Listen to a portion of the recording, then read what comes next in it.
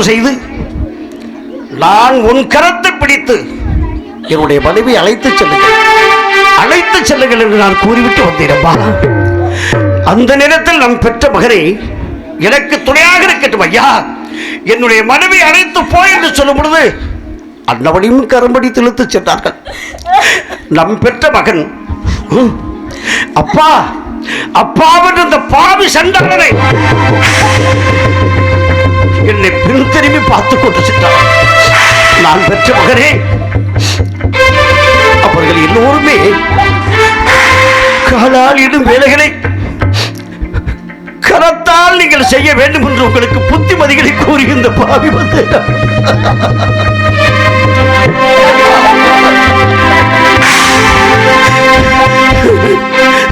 எனக்கு இந்த நிலை என்று நான் எண்ணிக்கொண்டிருக்கும் பொழுது இந்த பாவி இருக்கும் இடத்துக்கு